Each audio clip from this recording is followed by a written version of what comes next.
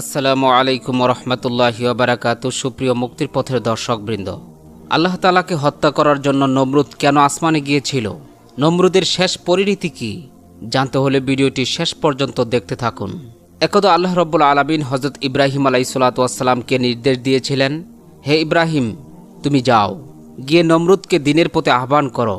আল্লাহ রব্বুল আলামিনের এই নির্দেশ পেয়ে হযরত ইব্রাহিম আলাইহিসসালাতু ওয়াসসালাম নমরুদের সাথে সাক্ষাৎ করে বললেন, হে নমরুদ, তুমি এক নিরাকার সর্বশক্তিমান আল্লাহ তাআলার প্রতি ঈমান আনো এবং পাঠ করো লা ইলাহা ইল্লাল্লাহ ইব্রাহিম খলিলুল্লাহ, আল্লাহ ছাড়া কোনো মাবুদ নাই, ইব্রাহিম আল্লাহ তাআলার বন্ধু।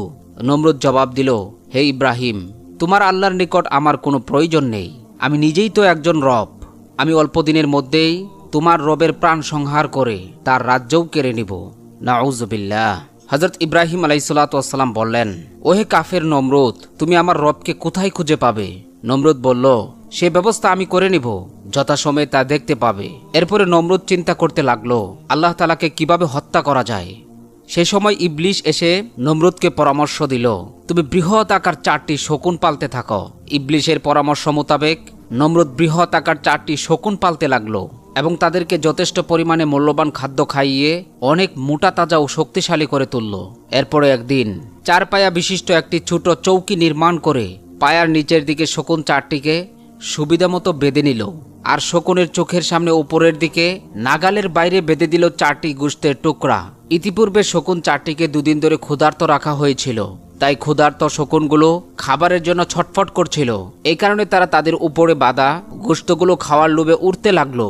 উড্ডয়নের পূর্বে নমরুদ তার তীর, ধনুক ও একজন সঙ্গী সহ চৌকির উপর আরোহণ করে বসল। অভিনব কায়দায় নির্বুত নমরুদের সেই শকুনবাহী রকেট উপরের দিকে উঠতে লাগলো। শকুন 4টি টার্গেট ছিল গোশতের টুকরাগুলো, আর নমরুদের টার্গেট ছিল আল্লাহ রাব্বুল আলামিনকে হত্যা করা। নাউযুবিল্লাহ। সুপ্রিয় দর্শক, কাফের নমরুদের ধারণা ছিল আল্লাহ রাব্বুল আলামিন উপরের দিকে থাকেন, কিন্তু তার জানা ছিল না যে আল্লাহ রাব্বুল আলামিন কোনো স্থানে অবস্থান করেন না। কোন স্থানে অবস্থান করা আল্লাহ রাব্বুল আলামিনের বৈশিষ্ট্য নয়, বরং এটা সৃষ্টির বৈশিষ্ট্য। কারণ স্থানের স্রষ্টা হলেন আল্লাহ রাব্বুল আলামিন, আর স্রষ্টা কোনোদিন সৃষ্টির মুখাপেক্ষী হতে পারে না।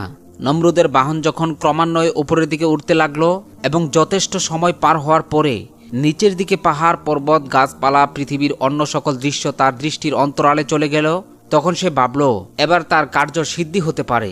তাই নমরুদ আল্লাহ রাব্বুল আলামিনকে হত্যা করার মানসে ধনুকে তীর লাগালো। ঘটনাক্রমে নমরুদের সঙ্গী লোকটির মনে ভাবান্তর দেখা দিল। তখন সে নমরুদকে লক্ষ্য করে বলল, জাহাপনা, আপনি কাকে লক্ষ্য করে তীর নিক্ষেপে হত্যা করতে উদ্যোগী হচ্ছেন?